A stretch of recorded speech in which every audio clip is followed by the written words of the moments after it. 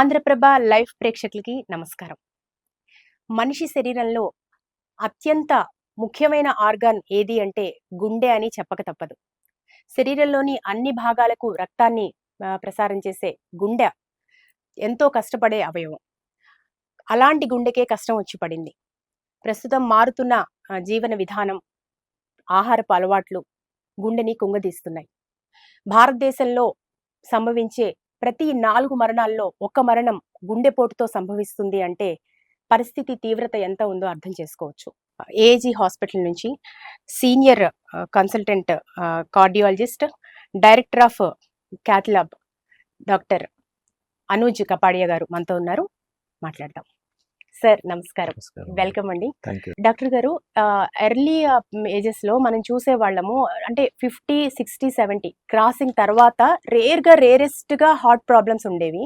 కానీ ఇప్పుడు 20s లోనే ఐడెంటిఫై చేస్తున్నాం హార్ట్ ప్రాబ్లమ్స్ ని. ఎందుకని ఇంత తీవ్ర ఆందోళన కలిగిస్తుందంటే ఈవెన్ 80% ఆఫ్ ఇండియాలో పీపుల్ హార్ట్ ట్రబుల్స్ ని ఫేస్ చేస్తున్నారు అని. కారణం ఏంటి? 20 years బ్యాక్ వెన్ మనం చదువుకున్నప్పుడు రిస్క్ ఫ్యాక్టర్ 55-60 ఉండేది ఏజ్. అండ్ విమెన్ ఇన్ఫాక్ట్ ఇంకా ఎక్కువ ఉండేది, మెనోపాజ్ తర్వాత ఉండేది. ఇప్పుడు రాను we started seeing at around 45-50. And ఈ మధ్య అయితే ఆల్మోస్ట్ 30-35లో కూడా చాలా మందిని చూస్తున్నాం. ఇన్ఫాక్ట్ విమెన్ లో కూడా ప్రీ మెనోపాజలే we are seeing lot of heart problems now. అంటే వాళ్ళ అలవాట్లు ఆల్మోస్ట్ సిమిలర్ టు మెన్ అయిపోయింది. They are working as much as men. Earlier, most of them used to be at home. Now they're all working. So they have a metrosexual life. They smoke as much. Alcohol ante consumption undi. Ante stressful lives utai. So men and women now have almost equal incidence of heart disease. Okay. Second, it is coming much earlier. Stress is so much more. Blood pressure incidence peripendi. We at India are the diabetic capital of the world now. We have maximum number of diabetics in and younger age లో diabetics అవుతున్నారు. Food is horrible, junk ఎంత తింటున్నారు. ఇవన్నీ they are all reasons why now it is coming at a much earlier age. So that's one of the most common reasons now. Okay, ఇప్పుడు మీరు చాలా reasons చెప్పారు కదా డాక్టర్ గారు. దాంట్లో మనం చూసుకుంటే ఇప్పుడు హైపర్ టెన్షన్ అనేది చాలా ఎక్కువగా ఉంది. ఇప్పుడు పర్సంటేజ్ చూసుకుంటే కూడా హార్ట్ ట్రబుల్స్ లో రూరల్ అర్బన్ లో తీసుకుంటే రూరల్లో వచ్చేసి 7% ఉంటే అర్బన్ లో వచ్చేసి 13-14% గా చూపిస్తున్నాయి సర్వేలు. సో హైపర్ టెన్షన్ అనేది ఒక మేజర్ ప్రధాన కారణం అనుకోవచ్చా హార్ట్ ట్రబుల్స్ కి? One of the main reasons blood pressure. So blood pressure initially 140/90 అనుకునే వాళ్ళం, but we are seeing it at a much earlier stage now. 120/80 is a standard for the whole population. కొంతమందికి 100/60 ఉండొచ్చు, కొంతమందికి 130/80 ఉండొచ్చు. So అది within normal range. 140/90 దాటిందంటే that is blood pressure. And most common reason is increase in salt. 2, lack of sleep. ఇప్పుడు lot of people who are I see lot of young people coming to OP. Out patient లో వస్తారు. Most of them are the software engineers who are working late nights. Circadian rhythm ని మొత్తం change అవుతుంది. So normal circadian rhythm, you get up early in the morning, exercise, do your regular routine, sleep by 9:30-10, and that's how it works, right? Now people are working till 2 o'clock night, 3 o'clock in the night. They sleep during the day. So that circadian rhythm is getting broken. So that changes the whole hormone system of your body. మొత్తం hormone system change అయ్యే కొద్దీ automatically variations in blood pressure పెరిగిపోతాయి. Junk తింటున్నారు, eating times change అయిపోతున్నాయి. So ఇవన్నీ high salt diets, high oils diets ఉంటాయి. So that causes so many of these things. Smoking is another reason for it. Smoking also will increase the thickness of the arteries. So blood pressure పెరుగుతాయి. So ఎట్లా control చేయాలంటారు hypertension? First thing is మన grandparents ఏం చేసేవారు, అది చేస్తే better. Get up early in the morning, exercise, eat home food, simple food, less salt, less oil food, exercise, physical activity పెంచి టైంకి తిని టైంకి పడుకుంటే most of the things your healthier person. Okay, ఇప్పుడు చాలా మంది సాల్ట్ ని కంప్లీట్ గా కూడా అవాయిడ్ చేస్తున్నారు, అంటే బీపీ తగ్గాలి అని చెప్పి. కంప్లీట్ ఆపాల్సిన అవసరం లేదు. ఇట్స్ జస్ట్ దట్ ఓవర్ గా ఏది చేయొద్దు. First thing, don't sprinkle excess salt on your food from above. మనం కుక్ చేసే ఫుడ్ కన్నా ఎక్కువ స్ప్రింకిల్ చేసి తినాల్సిన అవసరం లేదు. Pickles, papad, all those things which actually have a lot of salt, అది అవాయిడ్ చేయొచ్చు. ఫుడ్ ఫ్రమ్ అవుట్ సైడ్, సి టంగ్ కి టేస్ట్ బాగుంది అంటే దాంట్లో either సాల్ట్ ఎక్కువ ఉంటుంది, స్వీట్ ఉంటుంది, ఆర్ ఆయిల్ ఉంటుంది. yes None of exactly them are good for the health. So if you can avoid these things by eating from outside, cooked food at home is much safer and better than eating from outside. Okay. So next cause తీసుకుంటే obesity. So obesity కూడా life style changes కారణం అంటారు. 90% of it is lifestyle. Hmm. 10% is still attributed to genetics, because there are certain hormones where genetically it is there, but lifestyle plays the major role with us. And obesity in adulthood is reflected from childhood obesity also. So children who are obese in their childhood generally will become obese in their adulthood. So adi chala pedda factor. Problem. So చిన్నప్పటి నుంచే control లో ఉండాలి. చిన్నప్పటి నుంచే control చేయాలి. చాలా గారాబం చేసి we like round kids, right? We like very cute kids, chubby kids, but it's not good. Chubby kids మంచిది కాదు. బేసికలీ పెద్దవాళ్ళలో ఒబెసిటీ, చిన్నతనంలో ఒబెసిటీ ఉంటే అది ఆటోమేటిక్లీ రిఫ్లెక్ట్ అవుతుందండి, అది క్యారీ ఆన్ అవుతుంది. సో చిన్నప్పుడు కూడా మనము కొంచెము డయట్ మీద కొంచెము కాన్షియస్గా ఉంటే బెటర్. అంటే మనం దాన్ని బట్టి అది చేస్తే బెటర్. జంక్ తినిపించి, బయట ఫుడ్ ఎక్కువ తినిపించి, ప్యాకేజ్డ్ ఫుడ్ అంతా తినిపించి, దాని పిల్లలు ఒబేస్ అయిపోయిన తర్వాత అది వాళ్ళ తర్వాత తగ్గించినా వాళ్ళకి రిస్క్ ఎక్కువ ఉంటుంది అడల్ట్హుడ్ లో ఒబేసిటీకి, లావుతనం ఎక్కువ అయిపోతుంది. చాలా మంది పేరెంట్స్ తెలుసుకోవాల్సిన విషయం కూడా ఇది. సో నవే డేస్ మనం చూస్తున్నాము, ఎంత బేకరీ ఐటమ్స్ కావచ్చు చాలా ఎక్కువగా కన్జ్యూమ్ చేస్తున్నారు పిల్లలు. ఆనెస్ట్లీ చెప్పాలంటే పేరెంట్స్ బిజీ అయిపోయి ఉన్నారు. వాళ్ళని హ్యూమర్ చేయడానికి, వాళ్ళని బిజీగా పెట్టడానికి, అండ్ వాళ్ళని ప్యాంపర్ చేయడానికి, and to compensate for that time they junk తినిపిస్తారు. వాళ్ళకి అవన్నీ ఈజియర్ గెట్ అవేస్ ఉంటాయి. సో దానివల్ల ఇవన్నీ అలవాటు అయిపోతాయి. ఆ అలవాటు చిన్నతనంలో అయ్యేది అడల్ట్హుడ్ వరకు క్యారీ అయితే ప్రాబ్లం అవుతుంది. అది అవుతా ఉంది బేసిక్గా బిహేవియరల్ ప్రాబ్లమ్స్ ఇవన్నీ. ఓకే. సో డాక్టర్ గారు, ఒబెసిటీకి సంబంధించి మనకి అప్పర్ పార్ట్ ఆఫ్ ఒబెసిటీ అంటాము, లోవర్ పార్ట్ ఆఫ్ ఒబెసిటీ అంటాము. ఈ రెండిట్లో ఏది ఎక్కువగా హార్ట్ ప్రాబ్లమ్స్ కి దారితీసే అవకాశం ఉందంటారు? ఫ్యాట్ స్కిన్ కింద కూడా డిపాజిట్ అవ్వచ్చు, మన ఆర్గన్స్ దగ్గర డీప్ డిపాజిట్ అవ్వచ్చు. స్కిన్ కింద డిపాజిట్ అయ్యే ఫ్యాట్ పెద్ద హార్మ్ఫుల్ కాదు. ఆర్గన్స్ దగ్గర సెంట్రల్ ఒబెసిటీ అంటారు, పొట్ట దగ్గర, హిప్స్ దగ్గర డిపాజిట్ అయ్యే ఫ్యాట్ ఈజ్ నాట్ గుడ్. అది ఆక్సిడైజ్ అవుతుంది. అది ఆక్సిడైజ్ అయ్యి దాంతో ఇన్ఫ్లమేషన్ డెవలప్ అవుతుంది. Inflammation is basically there is ఒక కైండ్ ఆఫ్ ఇన్ఫెక్షన్ అప్పుడు ఎట్లా ఉంటుంది, అట్లా బాడీలో ఆ ఫ్యాట్ వల్ల సైటోకైన్స్ అని అంటారు, అది రిలీజ్ అవుతాయి. అది మోస్ట్ హార్మ్ఫుల్. ఆ ఇన్ఫ్లమేషన్ వల్లే ఫ్యాట్ డిపాజిషన్, హార్ట్ అటాక్స్ రావడం, బ్రెయిన్ స్ట్రోక్స్ రావడం, ప్రతి ఆర్టరీస్ లో కొలెస్ట్రాల్ డిపాజిట్ అవ్వడం, కిడ్నీ ఎఫెక్ట్స్ అవ్వడం, ఇవన్నీ ఇన్ఫ్లమేషన్స్ వల్ల అవుతాయి. సో ఆ సెంట్రల్ ఒబెసిటీ వల్ల అవుతుంది. ఆ ఒబెసిటీ మనం కంట్రోల్ చేయడం చాలా ఇంపార్టెంట్. అండ్ దానికోసం మోస్ట్ ఇంపార్టెంట్ థింగ్ ఎక్సర్సైజ్ అండి. ఆ ఎక్సర్సైజ్ అండ్ లో fat diet, more high fibre diet తినడం చాలా ఇంపార్టెంట్.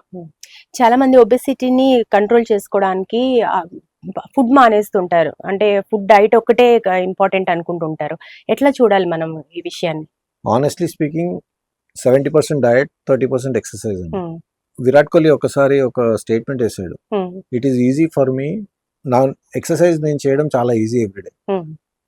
సేమ్ ఫుడ్ నేను రోజు తినడం, నా బాడీని ట్రైన్ చేసుకోవడం చాలా కష్టం. అది ట్రైన్ చేసుకునేటోడు ఈజీగా హెల్త్ ఇంకా కాంకర్ చేయగలుగుతాడు. ఫుడ్ ని మనము ఒక వ్యసనం, అది ఇట్స్ లైక్ అ లస్ట్. మనం 3 days బ్యాక్ ఏం తిన్నాం మనకు గుర్తుండదు. ఆ టైంలో మనం నో చెప్పేస్తే అయిపోతుంది, మన తర్వాత బాధపడడం దాని గురించి. కాకపోతే ఆ టైంలో నో చెప్పడం మనం మోస్ట్ ఆఫ్ ద టైం అది మనకు కష్టం అవుతుంది, వెరీ డిఫికల్ట్. సో అది మనం కంట్రోల్ చేసేయగలిగితే సగం ప్రాబ్లమ్ సాల్వ్ అయిపోతాయి. అవునండి, కరెక్ట్. అలాగే హార్ట్ బ్లాక్స్ వచ్చినప్పుడు స్టంట్స్ వేసేటప్పుడు కూడా చాలా స్టంట్స్ వేయాల్సి ఉంటే డయాబెటిక్ పేషెంట్స్ కి చాలా టైం తీసుకుని వేస్తూ ఉంటారు. దానికి ఏంటి కారణం ఏంటి డాక్టర్ గారు? అంటే జనరలీ డయాబెటిక్స్ లో మల్టిపుల్ బ్లాక్స్ ఉన్నాయి అనుకోండి, surgery better. Small short blocks ఉన్నాయి అనుకోండి, 1-2 ఆర్టరీస్ లో ఉంటే స్టెంట్స్ బెటర్. అండ్ చేసేటప్పుడు కూడా డయాబెటిక్స్ లో కిడ్నీ ఇష్యూస్ కూడా కామన్ గా ఉంటాయి. సో జనరలీ అవన్నీ చూసుకుంటా చేస్తాము. సో క్రియాటిన్ ఎక్కువ ఉందనుకోండి, క్రియాటిన్ ఒక పారామీటర్ కిడ్నీ ఫంక్షన్ చూసుకోవడానికి. క్రియాటిన్ ఎక్కువ ఉందనుకోండి, జనరలీ స్టేజ్ చేస్తాము స్టెంట్స్ అయితే. బైపాస్ అయితే జనరలీ మొత్తం హైడ్రేట్ చేసి టైం తీసుకొని కొంచెం స్టెబిలైజ్ చేసిన తర్వాత చేస్తాము. సో అవన్నీ చూసుకొని చేయాల్సి ఉంటుంది. ఓకే. అలాగే ఇప్పుడు హార్ట్ ప్రాబ్లమ్స్ గురించి మళ్ళీ కమింగ్ బ్యాక్ మనం అక్కడికి వస్తే అసలు ఫస్ట్ సిమ్టమ్స్ ఎట్లా ఉంటాయి? ఒక పేషెంట్కి హార్ట్ ట్రబుల్ వచ్చింది, మనకి ఆ ఇబ్బంది ఉంది అని తెలియడానికి ఎలాంటి ఫ్యూ వార్నింగ్స్ ఏంటి డాక్టర్ గారు? మోస్ట్ ఆఫ్ ద టైం ఎమర్జెన్సీలో వచ్చే పేషెంట్స్ గురించి చెప్తున్నాను. 30 to 40% ఆఫ్ పేషెంట్స్ హాస్పిటల్కి వస్తారు, అసిడిటీ అనుకునే వస్తారు. ఆ అసిడిటీని డిఫరెన్షియేట్ చేయడం వాళ్ళకి చాలా కష్టం అవుతుంది. మేము ఈసీజీ చూసి హార్ట్ అటాక్ అన్నా వాళ్ళు నమ్మరు చాలాసార్లు. ఎందుకంటే one situation in the world is like that doctors మీద ఒక డౌట్ తోనే చూస్తారు. యాక్చువల్గా గ్యాస్ట్రిక్ అసిడిటీ రెండు కూడా సిమిలర్ గా ఉంటాయి.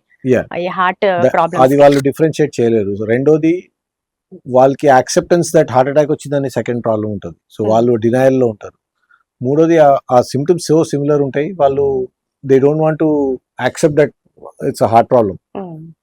But most common thing is ఎప్పుడు రాన్ అసిడిటీ వచ్చింది అనుకోండి, ఎప్పుడు అంత బర్నింగ్ రాలా, బట్ ఈసారి అంత బర్నింగ్ వస్తుందంటే generally heart problem. Middle of the night లో లేవాల్సిన వచ్చింది బర్నింగ్ సెన్సేషన్ తో, అది 90% of the time heart problem ఉంటుంది. Early morning chest pain, early morning burning chest లో ఉందనుకోండి, 90% it is heart problems. Because ఆ టైంలో బాడీలో అడ్రినలిన్ చాలా ఎక్కువ ఉంటుంది when you're getting up in the morning.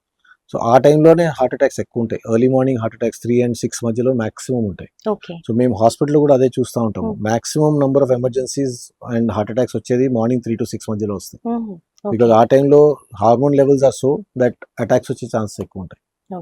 So మనం ఎప్పుడు ఎక్స్పీరియన్స్ చేయని ఒక పెయిన్ ఉంటే, బర్నింగ్ సెన్సేషన్ కానీ అసిడిటీ కానీ, అది it's most of the time heart attack. దాన్ని సీరియస్ తీసుకోవాలి, అది పోయి చెకప్ చేసుకోవడం ఇంపార్టెంట్. ఆ టైంలో మనకి ఒకసారి హాస్పిటల్ పోయి ఒక ఈసీ తీసుకోవడంలో నష్టమేం లేదు. Benefit is better more. ఏమైనా తేడా ఉంటే మనకి తెలిసిపోతుంది, ముందే తెలిసిపోతుంది, మనం డిలే చేయము. ఆ గోల్డెన్ అవర్ లో వి విల్ రీచ్. సో ఇప్పుడు మీరు చెప్పినట్టు గోల్డెన్ అవర్, ఫస్ట్ అవర్ చాలా ఇంపార్టెంట్ అని మీ కార్డియాలజిస్టులు చెప్తూ ఉంటారు. సో ఏం చేయాలంటారు ఫస్ట్ ఇమీడియట్ గా? ఆ golden hour basically that is the hour where you can save the maximum number of lifes అండి. మాక్సిమం లైఫ్స్ ని మనం సేవ్ చేసేదే ఆ 1 hour. ఎందుకంటే ఆ 1 hour లో బ్లాక్ అయిన తర్వాత హార్ట్ ఆగిపోయే ఛాన్సెస్ మాక్సిమం ఉంటాయి, రిథమ్ ప్రాబ్లమ్స్ వచ్చే ఛాన్సెస్ మాక్సిమం ఉంటాయి. సెకండ్, ఆన్ ద కాంట్రరీ, మనము దాని వైద్యం చేస్తే కూడా ఆ 1 hour లో మాక్సిమం బెనిఫిట్ వచ్చేది కూడా ఆ 1 hour లోనే. ఎందుకంటే ఆ టైంలో మనం ఆ మెడికేషన్ ఉంటుంది, థ్రాంబోలైసిస్ అంటారు, ఎస్టీకే కానీ టెనెక్టిప్లేజ్ అని మెడిసిన్స్ ఉంటాయి. అవి ఇస్తే ఆ క్లాట్స్ తొందరగా కరిగిపోతాయి, ఎందుకంటే సాఫ్ట్ క్లాట్ ఉంటుంది ఆ టైంలో.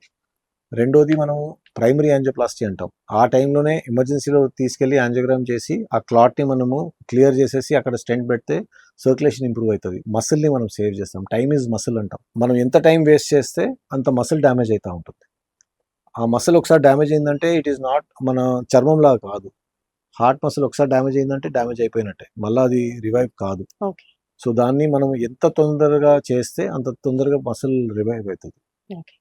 సో ఒక హార్ట్ ప్రాబ్లంతో పేషెంట్ మీ దగ్గరికి రాగానే మీరు ఫస్ట్ చేసేది ఏంటి డాక్టర్ గారు? ట్రీట్మెంట్ స్టార్ట్ చేసినప్పుడు ఏం చేస్తారు? ఫస్ట్ థింగ్ ఆస్పిరిన్ అండి.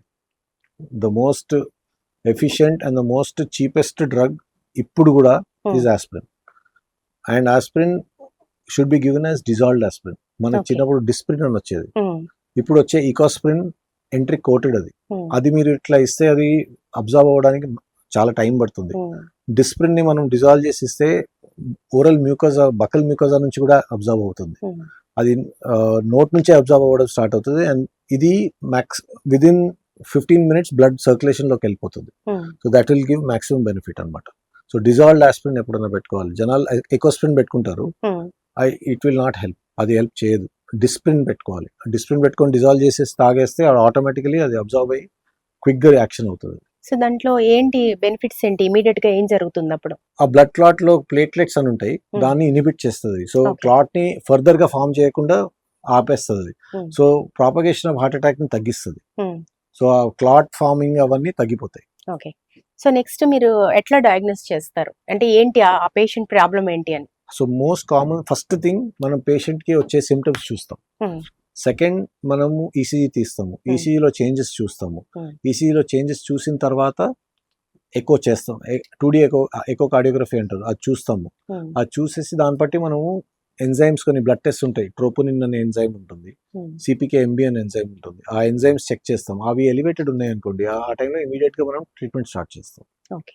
ఇప్పుడు ట్రీట్మెంట్ స్టార్ట్ చేసినప్పుడు యాక్చువల్గా పేషెంట్కి సర్జరీ అవసరం అవుతుందా, లేకపోతే ఎనీ అదర్ ట్రీట్మెంటా, దాని గురించి ఒకసారి డీటెయిల్గా చెప్పండి డాక్టర్. సో బేసిక్లీ ఒక్కసారి మనకి ఎస్టాబ్లిష్ అయింది హార్ట్ అటాక్ అని, ఆ హార్ట్ అటాక్ అనేది ఎస్టాబ్లిష్ అయిన తర్వాత మనం ప్రిలిమినరీ బేసిక్ మెడికేషన్ ఇస్తాం. ఎకోస్ప్రిన్ అని, క్లోపిడోగ్రెల్ అని, స్టాటిన్ అని ఉంటుంది, కొలెస్ట్రాల్ రెడ్యూస్ చేసే మెడిసిన్ ఉంటాయి. ఈ అన్నిటితో హార్ట్లో ఇన్ఫ్లమేషన్ తగ్గిస్తుంది. అది తగ్గిన తర్వాత ఆ ప్రిలిమినరీ మెడిసిన్ ఇచ్చిన తర్వాత పేషెంట్తో మాట్లాడి, ఫ్యామిలీతో మాట్లాడి, the best treatment still primary angioplasty అని అంటారు. ఆ టైంలోనే క్యాథ్లాబ్ తీసుకెళ్ళి యాంజియోగ్రామ్ చేసి దానిలో స్టెంట్ పెడతాం అనమాట. దాన్ని ప్రైమరీ యాంజియోప్లాస్టీ అంటాం. ఒప్పుకోగలేదనుకోండి, లేదంటే ఆ హాస్పిటల్లో ఫెసిలిటీ లేదు ప్రైమరీ యాంజియోప్లాస్టీ, దానికోసం క్యాథ్లాబ్ అవసరం ఉంటుంది. అలాంటి ప్లేసెస్లో థ్రాంబోలైసిస్ అని అంటారు, ఒక బ్లడ్ క్లాట్ ని కరిగించే మెడిసిన్ ఇస్తాము. సో దాంతో కూడా blood clots 50-60% of the times కరుగుతుంది. సో ఇవన్నీ these are ways initial treatment చేసి లైఫ్ సేవింగ్ మెడిసిన్స్. ఓకే. ఇప్పుడు యాంజియోగ్రామ్ గురించి కూడా చాలా మందికి అవేర్నెస్ లేదు. యాంజియోగ్రామ్ గురించి చాలా డౌట్స్ కూడా ఉన్నాయి. ఏంటి డాక్టర్ గారు యాంజియోగ్రామ్ ఎట్లా చేస్తారు, దానిలో ఉన్న డీటెయిల్స్ ఏంటి? వెరీ సింపుల్ టెస్ట్ అండి. It's very simple test. Angiogram 2 types తో చేస్తారండి. ఒకటేమో regular invasive angiogram, conventional angiogram అంటారు. Most of the time 90% of the times చేతి నుంచే చేస్తాం. 2 to 3 minutes పడుతుంది చేయడానికి, మాక్సిమం 5 minutes అనుకోండి. దాని నుంచి అవ్వదు. పేషెంట్ కూడా ఏం సెడేట్ ఏం చేయము, లోకల్ అనెస్థీసియా అంటారు. జస్ట్ ఇక్కడ కొంచెం నొప్పి రాకుండా చేసేసి ఒక వైర్ పాస్ చేసి లోపల కాంట్రాస్ట్ అని ఉంటుంది, అయోడిన్ కాంట్రాస్ట్ ఉంటుంది, అది ఇంజెక్ట్ చేస్తాము. క్లాట్స్ ఏమైనా ఉన్నాయా, బ్లాక్స్ ఏమైనా ఉన్నాయా మనకు తెలిసిపోతుంది. పేషెంట్తో మాట్లాడుకుంటానే చేస్తాం. అది it's a very simple thing. Morning వస్తారు పేషెంట్, ఒక 2 hours ఫాస్టింగ్ ఉంటే సరిపోతుంది, and within 2 hours after the procedure ఇంటికి పంపించేస్తాం. So that's all on angiogram. అది సిటీ స్కాన్తో చేస్తే యాక్చువల్లీ కాంట్రాస్ట్ ఎక్కువ ఇవ్వాల్సి ఉంటుంది, రేడియేషన్ కూడా ఎక్కువ ఉంటుంది. ఒక్క సిటీ స్కాన్లో ఆల్మోస్ట్ మనం చేస్తే 1000 ఎక్స్రేస్ అంతా రేడియేషన్ పోతుంది. వేరేజ్ మనం యాంజియోగ్రామ్ చేస్తే హార్డ్లీ 100 ఎక్స్రేస్ అంతా రేడియేషన్ ఉంటుంది. So regular angiogram based on the situation is better always. So surgery విషయానికి వస్తే చాలా సర్జరీస్ ఉన్నాయి. ఒక స్టంట్ దగ్గర నుంచి తీసుకొని angioplasty, open heart surgery, bypass surgery, ఈ రకంగా. సో ఏ పేషెంట్ కి ఎలాంటి సర్జరీ అవసరం అవుతుంది డాక్టర్ గారు? అంటే జనరలీ స్మాల్ లీజన్స్ ఉన్నాయి, 80-90% లోకల్ లీజన్స్ ఉన్నాయి, ఒకటే ఆర్టరీలో ఉందో 2 arteries ఉన్నాయి అనుకోండి, ఆ స్టెంట్తో సరిపోతుంది. దాన్ని యాంజియోప్లాస్టీ అంటాం. యాంజియోప్లాస్టీతో బలూన్తో ఓపెన్ చేసి దానిలోనే స్టెంట్, ఒక మెటల్ మెష్ ఉంటుంది, దాన్ని అక్కడ బలూన్తోనే ఉబ్బేసి చేస్తాము. సో దట్ అక్కడే ఓపెన్ అయిపోతుంది, అది రక్త ప్రసారం మంచిగా అయిపోతుంది. దాన్ని స్టెంటింగ్ అంటామండి. జనరలీ చేసిన 48 hours లోపలే డిశ్చార్జ్ చేసేస్తాం పేషెంట్ని. మల్టిపుల్ బ్లాక్స్ ఉన్నాయి, బ్రాంచెస్లో బ్లాక్స్ ఉన్నాయి, వేర్ మనం స్టెంట్ పెట్టినా కొన్ని బ్రాంచెస్ని మనం ఏం చేయలేమనుకోండి, అది సర్జరీ పంపించడం బెటర్. సో బైపాస్ సర్జరీలో ఇప్పుడు ఓపెన్ హార్ట్ సర్జరీ ఇదివరకు అనేవారు, ఎందుకంటే హార్ట్ని అప్పుడు స్టాప్ చేసి చేసేవారు. ఇప్పుడున్న టెక్నాలజీలో అలా ఏం లేదు. ఇప్పుడు అంతా బీటింగ్ హార్ట్ సర్జరీ అంటారు, ఆఫ్ పంప్ సర్జరీ అంటారు. హార్ట్ నేమ్ ముట్టని కూడా ముట్టరు. సో రక్నాలు పైన ఉంటాయి, హార్ట్ పైన ఉంటాయి. సో హార్ట్ నేమ్ ఆపరు, జస్ట్ 2 millimeters ని అక్కడ ఫ్రీజ్ చేస్తారు. హార్ట్ బీట్ అవుతూనే ఉంటుంది, ఓన్లీ 2 millimeters ఫ్రీజ్ చేసి అక్కడ దాన్ని ఆర్టరీని సూచర్ చేసేస్తారు. సో కొత్త ఆర్టరీ తీసుకొచ్చి బ్లాక్ ని బైపాస్ చేసి అక్కడ పెట్టేస్తారు. So they bypass the block. So 4 days లో ఇంటికి వెళ్ళిపోతున్నారు ఈ మధ్య. అండ్ అనెస్థీసియా కూడా విదిన్ 3 hours రివర్స్ చేసేస్తారు, 3 hours లో వెంటిలేటర్ తీసేస్తారు, నెక్స్ట్ డే మార్నింగ్ కల్లా నడిపియడం స్టార్ట్ చేసేస్తారు. సో ఇదివరకులా లేదు, it's become much more sophisticated. And in fact ఇప్పుడు కొంతమందికి వేర్ మల్టిపుల్ గ్రాఫ్ట్స్ అవసరం లేని వాళ్ళకి కీ హోల్ సర్జరీస్ కూడా చేసేస్తున్నాం. ఇన్ఫాక్ట్ ఏజ్లో మేము ఇప్పుడు రోబోటిక్ బైపాస్ కూడా స్టార్ట్ చేసేసాం. సో రోబోటిక్స్ తో కూడా చేసేస్తున్నాం. ఓకే. సో మీరు యాజ్ ఎ డాక్టర్ గా అంటే మీరు ఎన్ని సర్జరీస్ చేశారు ఇప్పుడు వరకు? ఇప్పుడు 1,00,000 పైన ఉంటాయండి. ఓకే. 1,00,000 కౌంట్ లేదు. అందులో సక్సెస్ రేట్ ఎంత డాక్టర్ గారు? అంటే 95-97% ఆఫ్ ద టైమ్స్ ఏం ప్రాబ్లమ్స్ రావండి. Because technology is become, it's not our greatness as cardiologist, it's the technology is greatness. Technology అంత సొఫిస్టికేటెడ్ అయిపోయింది that things are much more easier to do now. So generally 95-97% ఏం problem రాదు. Okay. And ఆ 3% కూడా చాలా sick patients లో కొన్నిసార్లు operate చేయాల్సి ఉంటుంది. అక్యూట్ హార్ట్ అటాక్స్ వస్తారు, బ్లడ్ ప్రెషర్స్ ఉండవు. Okay. Desperately we try to save somebody. Save Yes. చేయడానికి పోయినప్పుడు కొన్నిసార్లు ప్రాబ్లమ్స్ వస్తాయి. చాలా లేట్ గా, చాలా చాలా లాస్ట్ లేట్ మినిట్ గా లో. వచ్చిన వాళ్ళు కొన్నిసార్లు అన్ఫార్చునేట్ ఉంటుందండి. We cannot treat everything. So okay. అట్లాంటి సిచ్యువేషన్ మీకు ఫేస్ అయిందా, అంటే మీరు చూసారా? అవుతుందండి. It's 22 years now since I'm working. So అవన్నీ వస్తాయి. ఓకే. సో ఓపెన్ హార్ట్ సర్జరీకి టైం ఎంత తీసుకుంటుంది డాక్టర్ గారు? ఓపెన్ హార్ట్ సర్జరీ ఇప్పుడు 1.5 2 అవర్స్ లో అయిపోతుందండి. 2 అవర్స్ లో సర్జరీ అయిపోతుంది. మాక్సిమం 2 అవర్స్ లో అయిపోతుంది. ఇంకో 2-3 అవర్స్ లో వెంటిలేటర్ కూడా తీసేస్తారు. So patient can talk to their family in maximum 6 hours after bypass surgery. Okay. ఇప్పుడు ఏదైనా patient pre surgery, post surgery ఎట్లా ఉంటారు? ఎలాంటి లైఫ్ స్టైల్ లీడ్ చేయొచ్చు?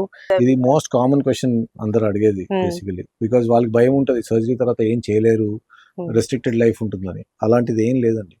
దే విల్ వాళ్ళు సర్జరీ ముందు, జబ్బు వచ్చే ముందు ఎలా ఉన్నారో అన్నీ చేయగలుగుతారు. మా ఫ్రెండ్స్ ఉన్నారు, వాళ్ళ పేరెంట్స్ ఉన్నారు, who do everything including playing badminton, playing tennis, everything they do. So దాంట్లో ఎక్కడ కూడా లైఫ్ స్టైల్లో మనము ఏది ఆపాల్సిన అవసరం ఉండదు. ఆపేది only bad habits and lifestyle change చేయాల్సింది. Otherwise nothing. ఎక్సర్సైజెస్ కూడా కామన్ గా వెళ్ళొచ్చు. ఎవ్రీథింగ్ వాళ్ళు చేయొచ్చు. జిమ్ కి వెళ్ళడం కానీ. జిమ్ వెళ్ళొచ్చు, they can cycle, they can run. Bypass అయిన తర్వాత దేర్ ఆర్ మ్యారథాన్ రన్నర్స్. అదేం లేదండి. ఓకే.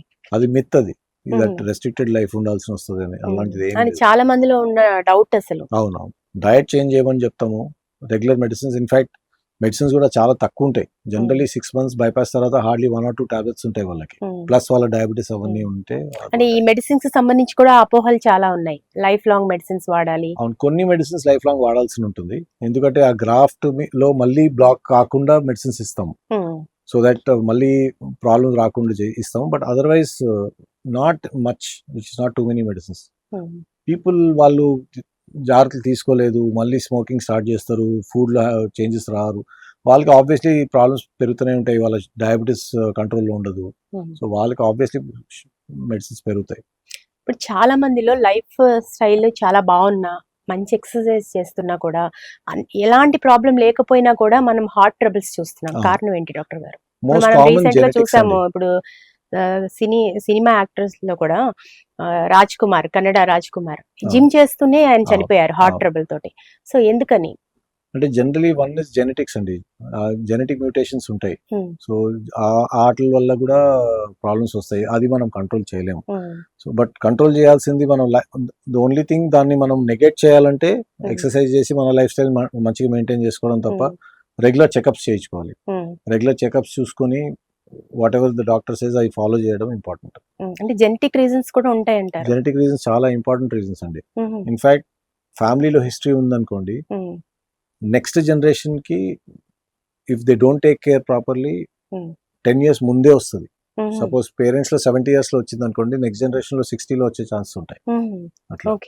సో అది జాగ్రత్త చూసుకోవడం ఇంపార్టెంట్. సో మీరు చాలా ఎక్కువ మందిలో అలాంటివి చూసారా? అలాంటి కేసెస్ చూసారా? చూస్తున్నామండి. ఈ మధ్య ఇంకా ఎక్కువ చూస్తున్నాం. ఎందుకంటే లైఫ్ స్టైల్ కూడా బాగాలేదు. సో అది ఇంకా ఎక్కువ తొందర ప్రెసిపిటేట్ అవుతా ఉంది. అలాగే ఇప్పుడు ఎక్సర్సైజెస్ విషయానికి వస్తే, ఎలాంటి ఎక్సర్సైజెస్ మా హార్ట్ ట్రబుల్స్ రాకుండా ఉండడానికి తోడ్పడతాయి అంటారు? All exercises are good. ఎన్ని ఎక్సర్సైజ్ చేసుకోవచ్చు. కార్డియో చేసుకోవచ్చు, ఐసోమెట్రిక్ అంటారు, ఐసోటోనిక్ ఎక్సర్సైజ్ అంటారు, basic yoga is also good. ఏ ఎక్సర్సైజ్ అన్నా పర్వాలేదు. డైలీ ఒక 45 minutes మనము మన బాడీ మీద స్పెండ్ చేస్తే చాలా ఎక్కువ, మోర్ దెన్ ఇనఫ్. అది మన రెగ్యులర్ బేసిస్. ఇవాళ చేసి 2 hours చేసి మళ్ళీ వారం చేయకుండా ఉంటే మంచిది కాదు. డైలీ half an hour చేస్తే చాలా యాక్చువల్లీ, బట్ రెగ్యులర్లీ చేయాలి. అది ఇంపార్టెంట్. అలాగే ఫుడ్ హ్యాబిట్స్ ఎట్లా ఉంటే బాగుంటుంది డాక్టర్ గారు? మా పేషెంట్స్ అదే చెప్తాను. 15 days లో ఒక రోజు చీటింగ్ డే పెట్టుకోండి, ప్రాబ్లం లేదు. బట్ ఆ మిగతా 14 days కొంచెము హోమ్ ఫుడ్, వెజిటేరియన్ ఎంతవరకు, maximum vegetarian, I'm not saying non veg తినొద్దు, బట్ ఎంతవరకు వెజిటేరియన్ తినగలితే ఆయిలీ ఫుడ్, సాల్టీ ఫుడ్ తగ్గించి తింటే better. Alcohol once in a while is fine. Smoking is completely no. Even 1 cigarette మంచిది కాదు. Smoking is bad, hookah is bad, vaping is bad. Vaping కొత్త fad develop అయి ఉంది, but దానిలో ఉన్న నికోటిన్, దానిలో ఉన్న ప్రాబ్లమ్స్ చాలా ఎక్కువ. దాంతో పాప్కార్న్ లంగ్ అని వస్తుంది, లంగ్ మీద చాలా ఎఫెక్ట్ వస్తుంది. లంగ్ లో ఉన్న ఆల్వియోలైలో ఇన్ఫ్లమేషన్ చాలా ఎక్కువ వస్తుంది దాంతో. అంటే ఆల్కహాల్ తీసుకునే వారి లాగానే స్మోకింగ్ చేసే వాళ్ళకి కూడా హార్ట్ ట్రబుల్స్ ఎక్కువ ఉండే అవకాశం ఉందంటారా? చాలా ఎక్కువ అండి. ఇప్పుడు ఉన్న ఈ అన్ని మీరు రిస్క్ ఫ్యాక్టర్స్ అన్నారు కదా, నాకు భయం వచ్చేది ఓన్లీ 2 మెయిన్ రిస్క్ ఫ్యాక్టర్స్ అండి. One is obesity and second is smoking. ఈ రెండిటి నుంచే అన్నీ వస్తాయి.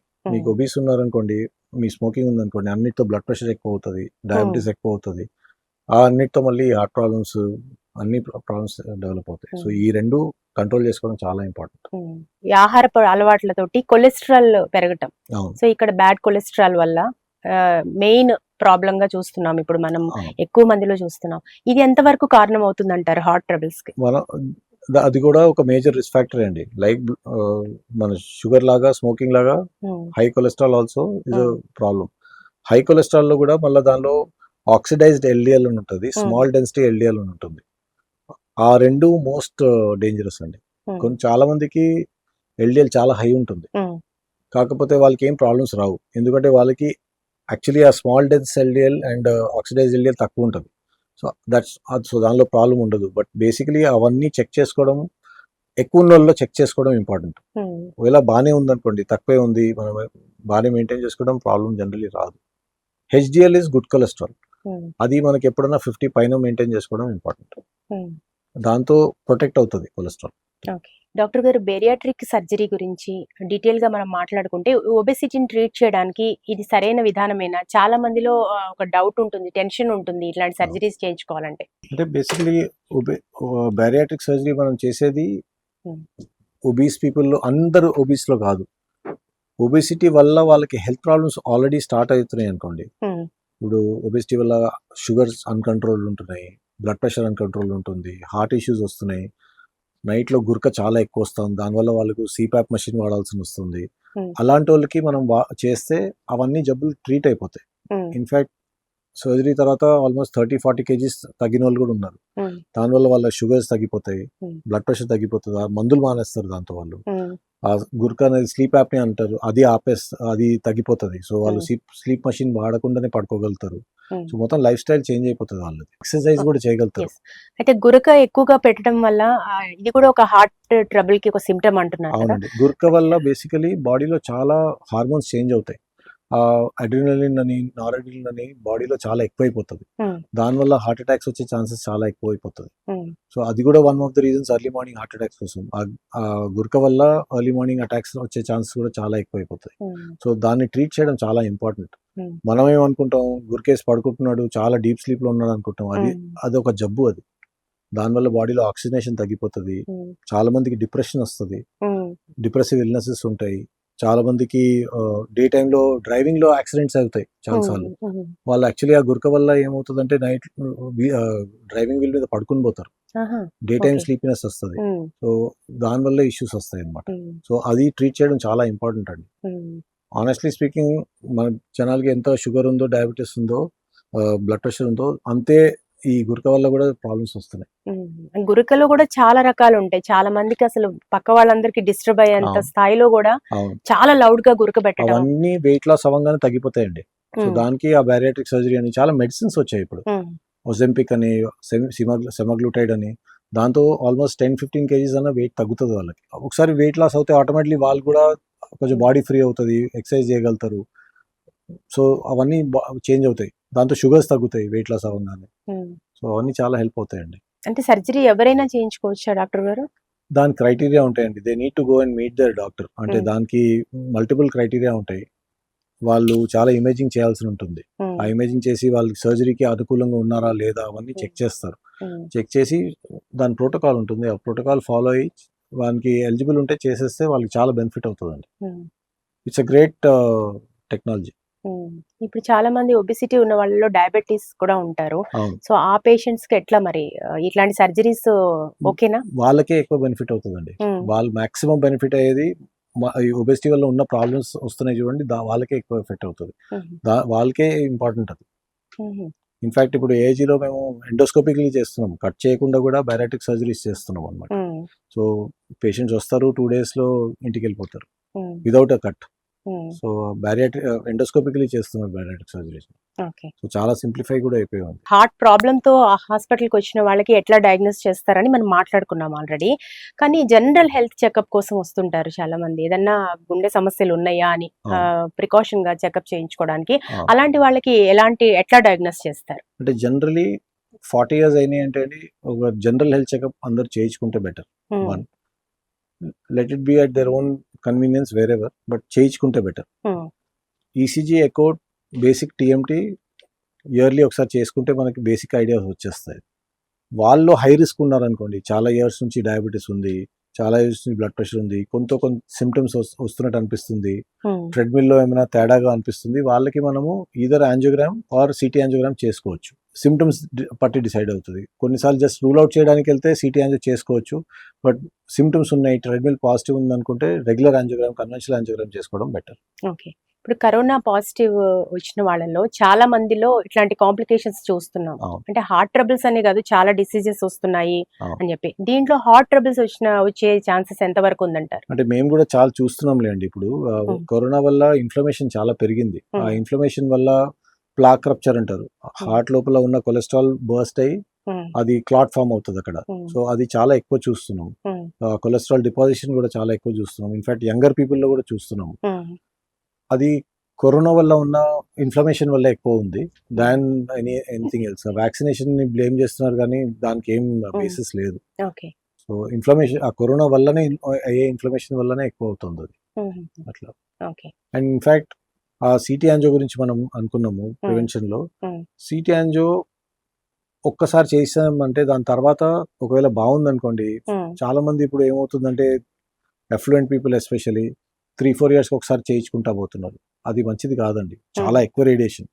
ఆ రేడియేషన్ ఎఫెక్ట్స్ 15-20 years తర్వాత తెలుస్తాయి మనకి. సో ఎంతవరకు మనము దాన్ని non radiation invasive exercise test చేసుకోవడం better.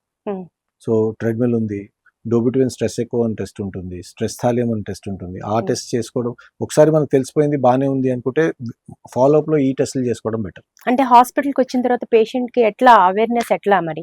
He has to obey his doctor basically. Basic test yearly 2 yearly ఒకసారి చేసుకొని డాక్టర్ ని బిలీవ్ చేయడం important. They should go to a good doctor and believe the doctor, knowledgeable doctor దగ్గర పోవడం important. అసలు complete గా heart strokes ని prevent చేయాలంటే ఏం చేయాలంటారు? Good life style, basically home food, less salt, less oil, మళ్ళీ రిపీట్ చేస్తున్నాను, everyday exercise which is most important. Diabetes ఉన్న వాళ్ళకి డయాబెటీస్ కంట్రోల్, బ్లడ్ ప్రెషర్ ఉన్న వాళ్ళకి blood pressure control, stopping of smoking completely. These are very very important things అండి. ఇవి చేస్తే generally you can at least avoid it till later in life. ఖర్చుల విషయానికి వస్తే హాస్పిటల్లో హార్ట్ ట్రబుల్ వచ్చి పేషెంట్ వస్తే కనుక చాలా ఎక్కువ ఖర్చు పెట్టాల్సి వస్తుంది డాక్టర్ గారు. అంటే ఇది ఖచ్చితంగా అడగాల్సిన క్వశ్చన్. ఎందుకని ఇంత పెరిగిపోయింది అంటే ఒకప్పుడుతో పోల్చుకుంటే? అంటే ఇప్పుడు ఆనెస్ట్ గా చెప్పాలంటే అండి, ఇన్ఫ్రాస్ట్రక్చర్ అండ్ టెక్నాలజీ మీద ఎక్కువ స్పెండ్ చేస్తారు. యాక్చువల్లీ చూస్తే మీరు డాక్టర్ మీద స్పెండ్ చేయరు, you spend on the infrastructure and the technology. ఇప్పుడు యాంజియోప్లాస్టీ అయింది అనుకోండి, యాంజియోప్లాస్టీలో doctor make only few thousands, ఆ లాక్స్ లో ఉన్న బిల్ మేజర్లీ టెక్నాలజీ మీద పోతుంది. ఇప్పుడు అదే క్వశ్చన్ ఇక్కడ లాక్స్ లో బిల్ అవుతుంది. పీపుల్ థింక్ ఆ లాక్స్ లో పేషెంట్ డాక్టర్ కి పోతుంది, డాక్టర్ కి ఏం పోదు అక్కడ. Doctor hardly will get some few thousands for all that. Maximum bill will be for the technology. వాళ్ళు వాడే వైర్స్, వాళ్ళు వాడే గైడ్ వైర్స్, స్టెంట్స్, వాటికి ఎక్కువ పోతుంది కానీ మెడిసిన్స్ కి దాంట్లో ఎక్కువ పోతుంది. It's not based on that. Second, patients కూడా ఇప్పుడు లగ్జరీ కావాలండి. They want a very posh place to be. Posh place అంటే ఖర్చు పెట్టాల్సింది. పాష్ ప్లేస్ లో సామాన్యుడి విషయం కూడా కొద్దిగా ఆలోచించాల్సిన విషయం ఉంది కదా. అది గవర్నమెంట్ ఆలోచించాలండి. అది ఇఫ్ దే వాంట్ ఫెసిలిటీ, అది గవర్నమెంట్ ఆలోచించాలి. గవర్నమెంట్ ఆలోచించింది కాదు, అది పాసిబుల్ కాదు. Government has to take care of all those things. Government should build facilities for that. Not private hospitals లో ఎక్స్పెక్ట్ చేయలేరు అది. డాక్టర్ గారు, హార్ట్ లో బ్లాక్స్ ఉన్నప్పుడు స్టంట్ వేసిన తర్వాత సో ఫర్దర్ గా ఇంకా ఎలాంటి జాగ్రత్తలు తీసుకోవాలి? ఆ స్టంట్ ఎంతకాలం ఉపయోగపడుతుంది అంటారు? అంటే జనరలీ గ్లోబల్ డేటా చెప్తున్నాను. గ్లోబల్ డేటా వరల్డ్ వైడ్ ఇన్ని ట్రయల్స్ అన్ని అయిన తర్వాత స్టెంట్ వేసిన తర్వాత 2-3% రీనారోయింగ్ ఛాన్సెస్ ఫస్ట్ 1 year లో ఉంటాయండి. 1 year లో అవ్వకపోతే జనరలీ అవ్వదు. అంటే వేరే రక్తాల్లో వేరే చోట బ్లాక్ అవ్వచ్చు, but okay. With in the stent first 1 year లో, ఎందుకంటే బాడీది ఇంటర్నల్ లైనింగ్ ఫామ్ అయిపోతుంది హ్మ్. 1 year లో. హ్మ్. సో అది అయిపోతే దాని తర్వాత ఆ టైంలో రీనారో అవ్వలేదు అనుకోండి, హ్మ్. ఎందుకంటే ఆ ఫస్ట్ 1 year లోనే బాడీ రియాక్ట్ అవుతుంది హ్మ్. ఫారెన్ మెటీరియల్ కి. అవ్వకపోతే మన లైనింగ్ ఒకసారి ఫామ్ అయ్యి మనం స్టెంట్ అది ఇంటర్నలైజ్ అయిపోయింది అనుకోండి, మళ్ళీ రీనారో అవ్వదు. ఓకే. వేరే చోట అవ్వచ్చు, హ్మ్. బట్ ఆ రీనారోయింగ్ 2 to 3%. సపోజ్ హ్మ్. జనాలు డయట్ చక్కగా చేయలేదు, డయాబెటీస్ అన్కంట్రోల్డ్ గా ఉంది, ఎక్సర్సైజ్ చేయలేదు, మెడిసిన్స్ టైంకి వేసుకోలేదు, ఆబ్వియస్లీ పర్సెంటేజ్ హైయర్ ఉంటుంది. ఓకే. సో అగైన్ మళ్ళీ ట్రీట్మెంట్ ఎట్లా ఉంటుంది? అంటే స్టెంట్ లోపలే మళ్ళీ బలూన్ చేసేసి దానిలో లోపలే స్టెంట్ పెట్టొచ్చు, లేదంటే డ్రగ్ కోటెడ్ బలూన్స్ అని వచ్చినాయి ఇప్పుడు. ఆ డ్రగ్ కోటెడ్ బలూన్స్ తో ఓపెన్ చేసేయచ్చండి. హ్మ్. సో ఇప్పుడు ఇమేజింగ్ కూడా ఉంటుంది, లేజర్ ఉంటుంది మా Hmm. దగ్గర, అవి ఏజీలో లేజర్ కూడా ఉంది. సో ఆ లేజర్ తో కూడా క్లీన్ చేసేస్తాము, హ్మ్. క్లీన్ చేసి దాన్ని బలూన్ తో ట్యాకప్ చేస్తాం అన్నమాట. ఒకసారి హార్ట్ ప్రాబ్లమ్స్ వచ్చిన పేషెంట్స్ కి జనరల్ గా ఇంకేదన్నా క్యాన్సర్ లాంటి ప్రాబ్లమ్స్ ఏమైనా వస్తే కనుక ఈ ట్రీట్మెంట్ ఆ ట్రీట్మెంట్ కి ఏమైనా ప్రాబ్లం ఉంటుంది? జనరల్లీ ప్రాబ్లం రాదండి. ఓన్లీ థింగ్ ఏంటంటే స్టెంట్ పెట్టుకున్న వాళ్ళకి బ్లడ్ థిన్నర్స్ ఉంటాయి. సర్జరీ ఏమైనా అవసరం ఉందనుకోండి, క్యాన్సర్ వచ్చినా వేరే ఏమైనా జనరల్ సర్జరీ అవసరం ఉంటే 4-5 days మెడికేషన్ స్టాప్ చేసి చేయాల్సి ఉంటుంది. సో ఆ టైంలో ఆ 4-5 days కొంచెం క్లాట్ అయ్యే ఛాన్సెస్ రిస్క్ ఉంటాయి, బట్ వీ టేక్ మెజర్స్ తీసుకుంటాం, వేరే ఇంజెక్షన్స్ ఇస్తాము. సో జనరల్లీ ప్రాబ్లం రాకూడదు. ఓకే. డాక్టర్ గారు, చాలా మందిలో మనం చూస్తున్నాము లిమిట్లెస్ గా వర్కౌట్స్ చేయడము అండ్ డైట్స్ కూడా ఎక్సెస్ డైట్స్. ఇవి ఎట్లా చూడాలి అసలు హార్ట్ ట్రబుల్స్ కి, అంటే హార్ట్ ప్రాబ్లమ్స్ రావడానికి ఇవి ఎట్లా కారణం అవుతాయి? రీసెంట్ టైమ్స్ లో ఎస్పెషల్లీ చాలా చూస్తున్నాం కదా, చాలా మంది డెత్ అవుతోంది. అవి ప్రాబ్లీ ప్రీవియస్లీ కూడా అవుతా ఉన్నాయి, బట్ ఇప్పుడు కొంచెము సోషల్ మీడియా వల్ల కూడా కొంచెం ఓవర్గా ఎక్స్పోజ్ అవుతా ఉన్నాయి. బట్ డెఫినెట్లీ వన్ థింగ్, మనము ఎక్సెస్లో ఏది చేయకూడదు. ఇప్పుడు ఎక్సర్సైజ్ స్టార్ట్ చేసినా జనాలు సడన్గా చాలా హై లెవెల్ ఎక్సర్సైజ్ స్టార్ట్ చేసేస్తారు, గ్రాడ్యువల్గా బిల్డప్ చేయరు. ఎక్సర్సైజ్ నెక్స్ట్ 30-40 years చేయాలి కదండి. గ్రాడ్యువల్గా బిల్డప్ చేసుకోవడంలో తప్పేం లేదు. గ్రాడ్యువల్గా బిల్డప్ చేస్తే ఆటోమేటిక్లీ బాడీ కూడా అక్లమటైజ్ అవుతుంది. ఆ బాడీ అక్లమటైజ్ అయ్యి మీ హార్ట్ రేట్స్, మీ బ్లడ్ ప్రెషర్స్ అన్నీ స్లోగా ఆ ఎక్సర్సైజ్కి అక్లమటైజ్ అవ్వకుండా మీరు చాలా హై ఎండ్ వరకు వెళ్ళొచ్చు. బట్ సడన్గా దానికి వెళ్తే బాడీ కూడా అక్లమటైజ్ అవ్వదు, ఆటోమేటిక్లీ ప్రాబ్లమ్స్ వస్తాయి, హార్ట్ అటాక్స్ వస్తాయి. ఎందుకంటే సర్క్యులేషన్ దానికంత అడాప్ట్ ఉండదు, దానికంత తట్టుకునే శక్తి ఉండదు. స్లోగా బిల్డప్ చేసుకుంటే ఆటోమేటిక్లీ కొలాటరల్స్ ఉంటాయి, బ్లడ్ వెసల్స్ ఎక్కువ డెవలప్ అవుతాయి. బ్లడ్ వెసల్స్ డెవలప్ అయ్యే కొద్దీ ఆటోమేటిక్లీ దాన్ని తట్టుకునే శక్తి ఉంటుంది. అది లేకుండా చాలా హై ఎండ్లో ఎక్సర్సైజ్ చేస్తారు, దాంతోపాటు చాలా స్ట్రిక్ట్ డయట్స్ చేస్తున్నారు, extremely strict diets, ketosis develop చేస్తారు. ఆ యాసిడోసిస్, బాడీలో యాసిడ్ కూడా ఎక్కువ డెవలప్ అవుతుంది. యాసిడ్తో ఏంటంటే వాళ్ళు చేసేది దానికి, సో దట్ యాప్టైట్ తగ్గాలని, వెయిట్ లాస్ అవ్వడానికి. అవన్నీ మంచివి కావు, ఏది ఎక్సెస్లో మంచిది కాదు. మోడరేషన్ చాలా చాలా important. Moderately exercise, moderate diet, proper sleep, అవి చాలా ఇంపార్టెంట్ అండి. చాలా మంది కోచ్లను కూడా పెట్టుకోకుండా చాలా సెల్ఫ్ గా మీరు చెప్పినట్టు తట్టుకునే శక్తి ఉందా లేదా అని ఆలోచించకుండా కూడా ఎక్సర్సైజెస్ చేయడం కూడా ఒక కారణం కావచ్చు అనుకుంటా. పాసిబుల్ అండి, ఎందుకంటే ఏది ఎక్సెస్లో బాడీ తట్టుకునే శక్తి ఉండదు కదండి. సో ఏదన్నా మోడరేషన్ చాలా ఇంపార్టెంట్. డాక్టర్ గారు, మీరు స్టూడియోకి వచ్చి కార్డియాక్ ఇష్యూస్ కి సంబంధించి చాలా విషయాల్ని, అంటే డైట్ నుంచి తీసుకొని డయాబెటీస్, అలాగే ఒబేసిటీ, హైపర్ టెన్షన్, వీటన్నిటిని ఎట్లా కంట్రోల్లో ఉంచుకోవాలి, హార్ట్ ట్రబుల్స్ ఎందుకు వస్తాయి, ఎట్లా ట్రీట్మెంట్ తీసుకోవాలి, చాలా విషయాలు చాలా ఇన్ఫర్మేటివ్ గా మాకు తెలియజేసినందుకు థ్యాంక్ యూ సో మచ్ అండి. Thank you so much.